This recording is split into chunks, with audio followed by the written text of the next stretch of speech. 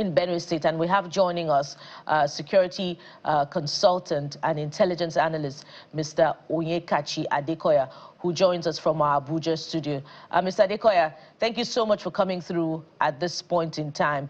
There's so much to reflect on you know, the factors, the different theories about the factors responsible for the continuous attacks and killings in Benue State. We've heard, you know, the possibility that the suggestion by the governor that, you know, politicians may be sponsoring this. We've heard that there are ethnic militias, and some are saying that there are no ethnic militias.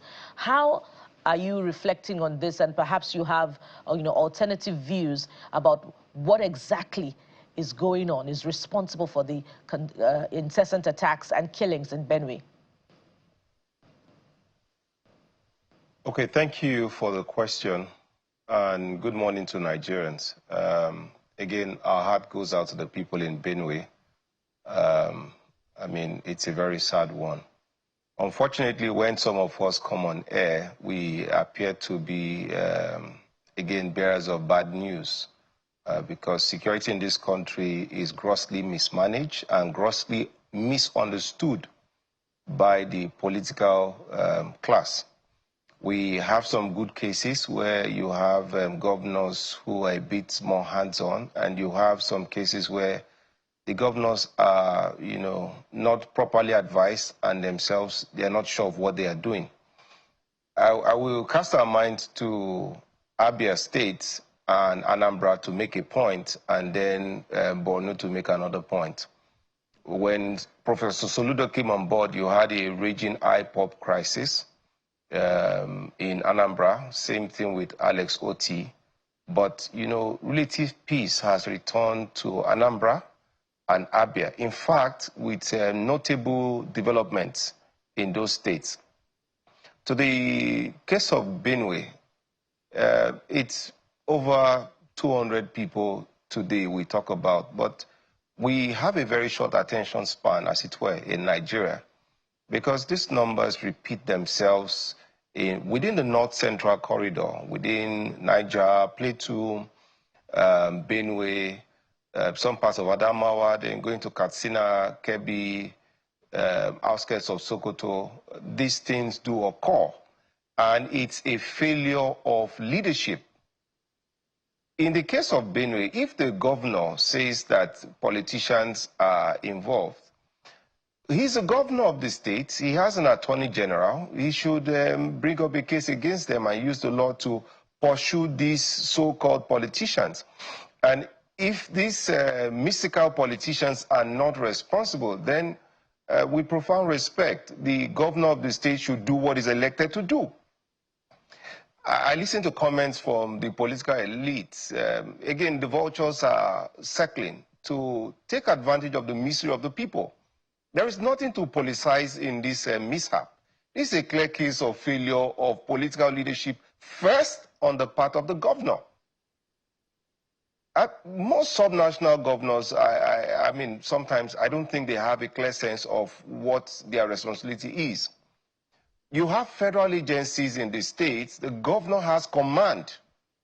He doesn't have control. Yes, I agree, because the president sees he has the control of the armed forces, but he has command. He sits at the top of the State Security Council. He has local government chairmen. You have the political ward structures, the polling unit structures.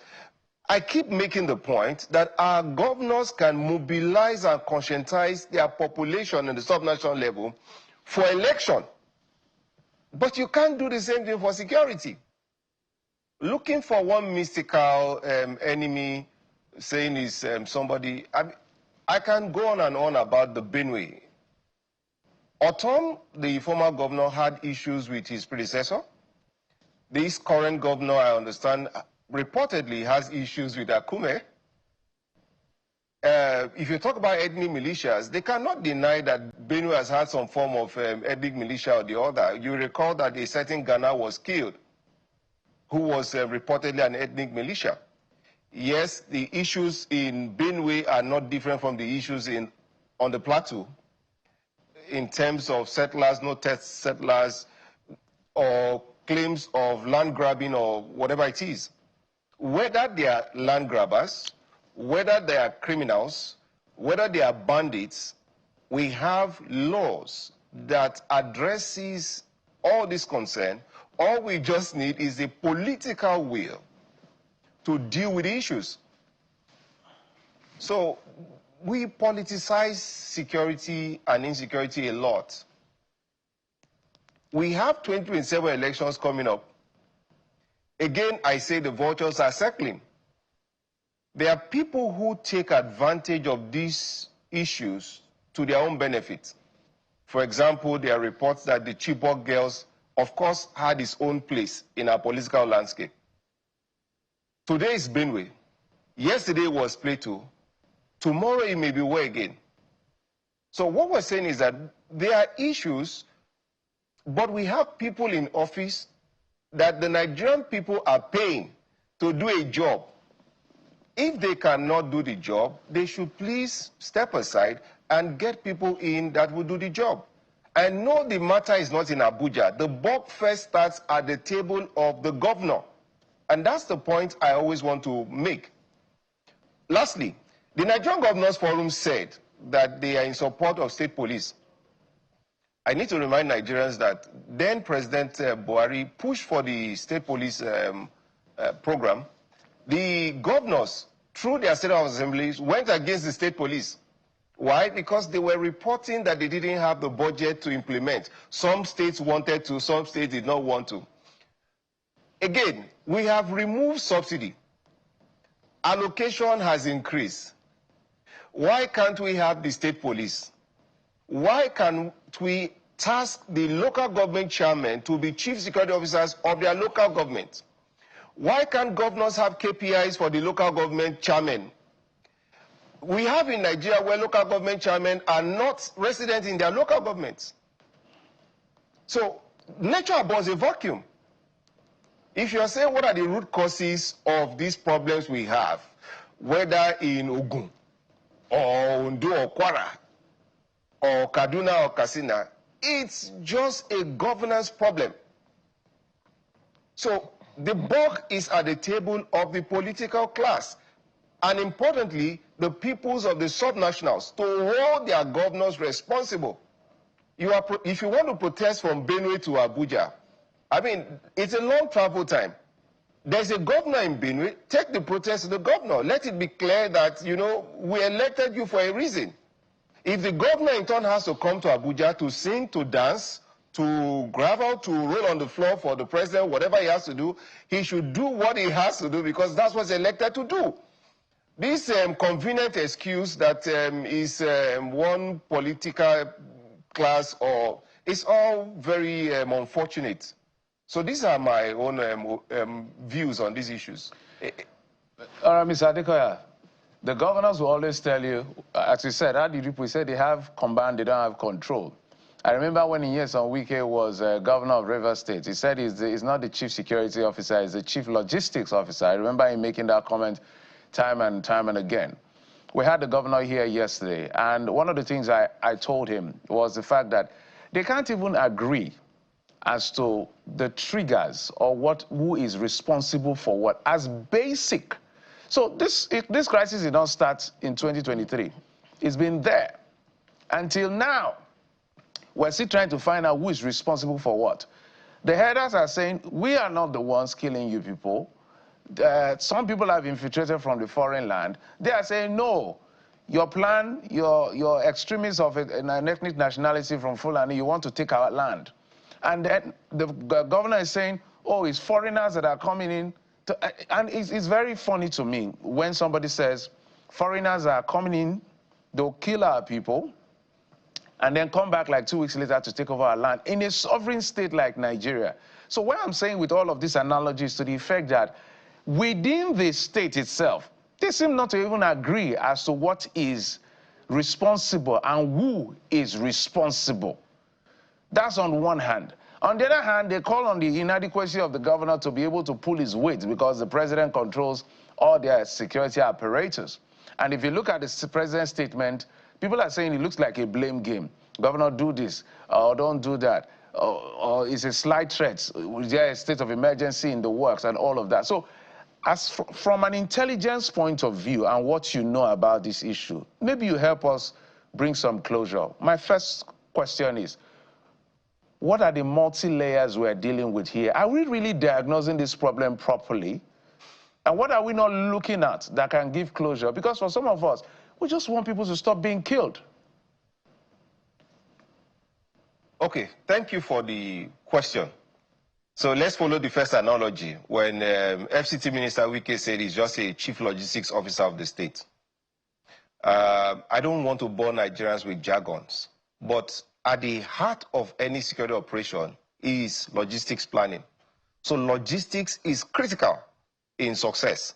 So if the governor says he's chief logistics officer, he has a primary role. You may have, for example, you can look at the Iran-Israel war going on. Iran has layers of ballistic missiles, but the Achilles heel is that they don't have the vehicles and the launchers to rapidly launch these missile systems. So what did Israel do was to take out logistics. In Nigeria, if you say logistics, logistics is key. If you have federal forces stationed in the state, but they cannot move from point A to point B where the action is needed, that's a logistics problem. We talk about the fighting forces. We forget that they also need B vehicles as much as they need A vehicles. The security convoys must also be protected. That's also logistics. In military speak, you talk about your communication lines and supply to the front troops or whatever actions you are taking. If you are going to plan any sophisticated operation, you need logistics. Let me shock you. There are state commands of different forces in Nigeria today on record, according to reports that we have, that receive as little as 100,000 a month for their operations, for their entire command. It is in this country you find that we employ civilian JTF or vigilante groups. They arm them, and some of them are paid 30,000 naira a month. That is logistics. Benue State in question has a Benue Civil Protection Corps, as you have Amateku. Logistics is at the heart of their effectiveness. Logistics planning. So let's rest that on logistics. Yes, the governor is responsible for logistics, and he should face it. Otherwise, what is the security vote for? That's on the one hand. We talk about root cause of the problem. I'm not a fan of big verbose speak. We do not have an intelligence problem in Nigeria, and I can argue this with anybody. Let me tell you that the DSS has a station chief in every local government. We have 774 of them in this country. The DSS has intelligence, the police has intelligence, customs has intelligence, immigration has intelligence, the military has intelligence, the DMI, and then NIA has intelligence. So we don't have an intelligence problem. We have a logistics problem. If you have actionable intelligence and you don't have the on-ground capacity to action this intelligence or, do something about it, you have nothing. So look at Benue State. You say, what do we do going forward? First of all, remove focus from the president. Every security issue, not every, but most security issues within our context are local issues. The governor will understand Benue better than the president. He has that Benue Civil Protection Corps. Bring in the local government chairman. Tell the local government chairman that you are responsible for security first in your local government. Whatever resources that is needed, the state will provide. You need to do community engagement, do it. You need to hold stakeholders responsible, do it. At the state level, you want to do your stakeholder mapping, begin engagement, whatever you need to do it. Every state has and retains the use of force, the instruments of state for force. It's not negotiable. If you don't control force, you are not a state. So the governor at the subnational level, having command, I try to explain again, it's like a CEO. Is the CEO of the state given tools by the federal government. We have seen, yes, places where the president is pulling strings in the state. We don't have a record of this administration or last administration pulling strings. The governor will not call the brigade commander and the police CP and the DSS state director to a meeting and say, we need to have Operation Boss or Operation A, create a joint task force, we'll fund it, and they say they will not do it. So that is not the case. I'm saying that there's a failure of political leadership on the ground in the Benue. There are other underlying issues that are not coming to the fore. The governor seems to be a bit aloof from some people offering him proper advice. Some claim he's unavailable. Some claim, according to them, that he poses as a Mr. Know-it-all. Whatever those claims are, whether they are right or they are wrong, all I'm saying is that there is a governor in Benue. He should please do his job. We pay him a lot of money. When I say we Nigerians, we pay our governors a lot of money. They have security votes. They have all the apparatus of states. If any governor cannot do his first work of conscientizing, mobilizing, organizing the people for security, as the Constitution demands, where the Constitution says that protection of life shall be the primary responsibility of government, that governor should humbly come to the fore and resign. Remember that then governor of Zamfara said he is no longer CSO of Zamfara because he does not do anything, so he resigns as CSO. And I said that time that he should have also resigned as the governor. So there's no need to heat up the polity. The unfortunate thing is that as we approach 2027, there would be a sustained uptick. Look at what the data says in the last 25 years. This is how some people play their politics in Nigeria, leveraging issues of insecurity to give their political opponents a black eye. If you contested for an office and you are given the office, do what you promised to do, or come out honorably and say, maybe I misassessed and overpromised. I resign. But if you will sit down in that seat, you must use all the resources of states and everything at your disposal to ensure that whatever Abia state government is doing that is working within their own context, that Anambra state is doing that is working within their own context, you try to do in Benue. That's my point. All right. Mr. Adekoya, we thank you so much, particularly for your brutal honesty this morning. And we hope that the same approach is being deployed to the conversations back door between and amongst security agencies. We're supposed to go back to our correspondent, but while we wait for him, you said a lot of things about security, about political will, about the governor giving charge to local governments, to man security in their domain. But the question is, do they have the tools for the management of security in their domain? When we hear commentary from the residents, survivors of the attack, they talk about the superior firepower, the AK-47 rifles that these people are wielding. So are managers of security being honest with themselves as far as equipping the forces, either the police or the military, is concerned? Mr. Adekoya. Very good question. I remember, I think it was Ogun State government at the time that you had report of some incidents in the state government armory.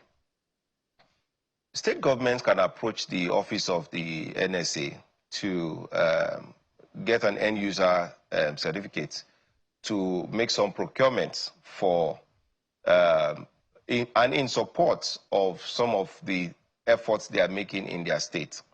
So again, it's a logistics problem. If you look at the Nigerian police, every time you hear, and again, this is a very important point, but every time we talk security, we are rushing it. I don't know sometimes where we are rushing to. The president had, under the office of the president, they had a stakeholders engagement with North Central. Guess who was invited? The Chief of Defense Staff. That again is a misnomer. And that's why, you see, we hit and we miss the issue. The bulk of the problem we have at root cause is not coming from a lack of military or military strategy or military doctrine.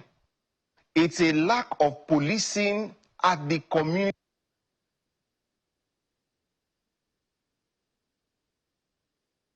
All right. While we're waiting, not get to the root of the matter. The point is, we have not told the police, as we have done the military, in a very concerted and designed way. The Navy has new platforms, the Air Force has new platforms, the military has new platforms. What are the platforms we are providing for the police? So that's at a national level. At the state level, there are procurements that the states can make. A state governor that is serious, and I'm not just giving the governor of Benue a stick. I'm only pointing Nigerians to the fact that this type of incident may occur again this month. It may occur again next month. The president says he wants to go to Benue. I don't think the president should go to Benue. It's not the internal security is not the primary remit of the president. The territorial integrity of Nigeria is the primary remit of the president. The sub-national governments are being excused too much in this country. Procurements can be made. You've made a very important point. Again, lastly to your point on sophistication of weapons. I don't know the weapons qualifications or expertise of the person who said he had sophisticated weapon. I mean, under duress or under stress, anything can sound as sophisticated weapon. Yes, the AK-47 is an assault rifle, but it's not it's sophisticated in its own, within its own small weapons classification, but it's not completely a very sophisticated weapon. Mr. Adekoya, just before we cut in, because we need to get to our correspondent and come back to you, but even the military have been taken out by some of these individuals. So when you talk about weapons, we cannot underestimate the weapons of these people. But please permit us, we need to jump onto our correspondent and come back to you in just a moment, please. Pius, we understand you're standing by. Just a quick take on what exactly is going on where you are and what is the feelers from the government. Thank you for joining me today. Okay. My country, the capital is calm today, but that also because of the heavy presence of security service chiefs and then commanders and then foot soldiers on the street. You are seeing them driving past. But the problem isn't in Makurdi, the state capital. It is where you have the frontline communities on the border lines from Nasarawa State, where you have Guma, you have Makurdi, you have Gwewet, you have Agatu, and you have Logo. And then you have Kwande from the other end of Taraba with Cameroon. In 2014, the state governor, Gabriel Suswam, was shot at. I was in that convoy when we went to where 7 people had been killed that morning. 15 minutes after we drove up, armed herdsmen began to shoot from behind the cattle they were carrying. In 2018, when 73 persons were killed in Benue, the Fulani nationalism movement came and said this attack was in reprisal to the killing of their cattle. So who is behind this attack is not in doubt. Now, the communities that like follow within the rural area. I can't hear the correspondent.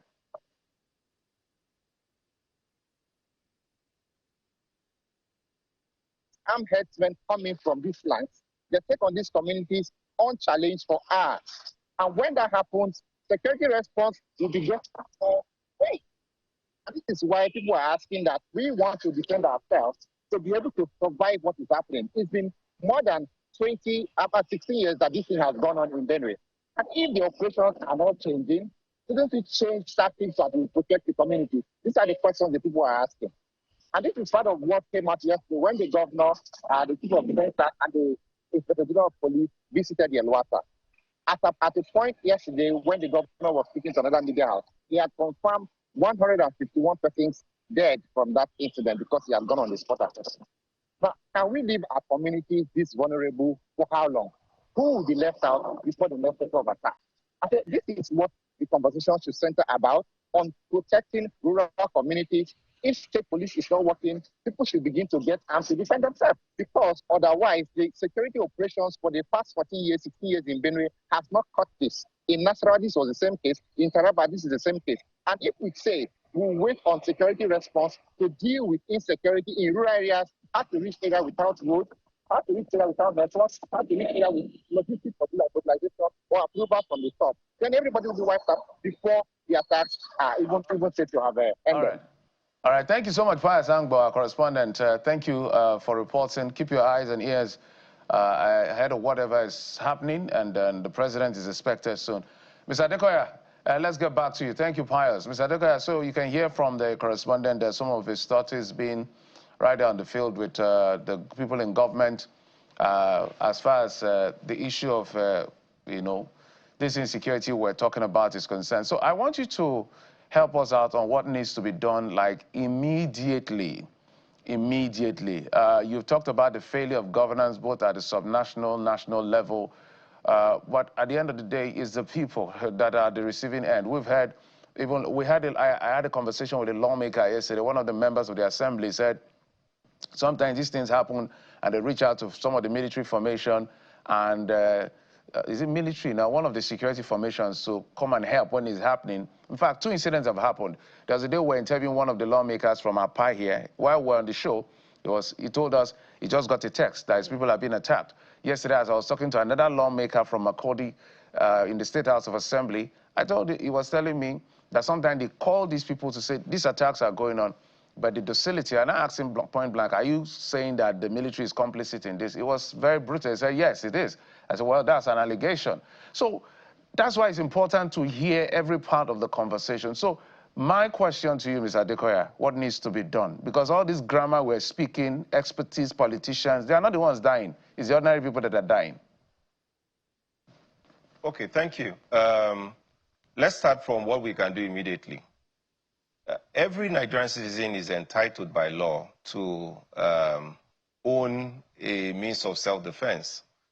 The law, there are provisions for that. So if you need to depend on the class of weapons allowed, the State Commission of Police is the approving authority for certain level of weapons. So that's not even an issue at all. If local vigilante groups or hunters want to be armed, there's a provision under the law, you know, and under the supervision of law enforcement agencies. That's why I keep saying that a security program with local context and local nuance can be created. You talked about the military earlier, that even the military is being attacked. Yes, even the NDA was attacked. Because you need the police to also protect the military. The military are not in space, they are within the communities. If the communities are not safe, the military installations and the military facilities would also not be safe. In some cases where you call some police, for example, in Nigeria, where you have reports that some police stations receive as little as 10,000 naira a month to fuel their vehicles. If in this Nigeria today, where fuel costs about 800 and something or 900 and something, a police station is getting 10,000 naira a month. Where you call the police and they cannot respond, and they say they don't have fuel or they don't have vehicles, we're all Nigerians, we've seen these things play out. The problems are there. If you call on the military to respond, and even in the theater sometimes, the only serviceable vehicles are the vehicles within the convoy of the battalion commander, there will be no response. In some cases where the military also respond, they are responding blind. They pull out to go and respond. There's an ambush. Sometimes some elements within the community are working with these actors, you know. So some commanders also need to look at even the life and safety of their personnel. The military is trained to fight, to win, and to fight, to kill, and to win, not to die. So there are a number of issues why sometimes on the ground they cannot respond. So what should Benue State government be doing now? Simple. Organize local community vigilante groups. You have hunters. Look at what Edo State is doing. But they must be supervised so you don't have the Edo issue again. They must be supervised. There must be governing rules and laws of engagement. Clearly stated, these people properly trained. Even if it's with guns that the law allows, get enough people provide them enough resources, establish enough early warning system. These elements can act as force multiplier for the troops, even if it's to just hold blocking operations, even if it's intelligence gathering, even if it's just targeted ops, or like you have the civilian JTF success in the Northeast. Something can be done. We must remember that the people attacking us are not up to 0.4 or 0.2% of the population of Nigeria. We are almost approaching 250 million people. I would dare say that the people attacking are not even up to 1 million, even if I thought they're up to 200,000. So if a state like Benue, with the millions of people it has, can be conscientized, there are certain communities in Nigeria that once you approach, almost every landlord has guns. So the guns go off, the attacker needs to recalculate, because everything attacker can guess, what is my rate of success on this attack? If the consequence is greater than the benefit, that attack will be deflected to an area with less preparedness. So it's all about preparedness, preparedness, preparedness. Risk anticipation, risk assessment, risk mitigation, and running a statewide security program. Having a command center that receives early warning, receives local intelligence without relying on the state forces, processing, understanding where the threat would likely come out from, and responding on the ground. Indeed. Security is not rocket science. Indeed. We wish that the conversations were as constructive as they've been on this particular platform, where they matter the most. We must thank you very much, Mr. Onyekachi Adekoya, for coming through for us on this particular important conversation. Mr. Adekoya is a security and intelligence expert. Thank you very much. And we'll take a short break now. When we return, we'll transit from security to the oil sector. What does this new approach by Dangote Refinery to distribute petroleum products through the deployment of about 4,000 compressed natural gas, what does it mean for the industry? We'll be talking with a key stakeholder after this time out. Join us again.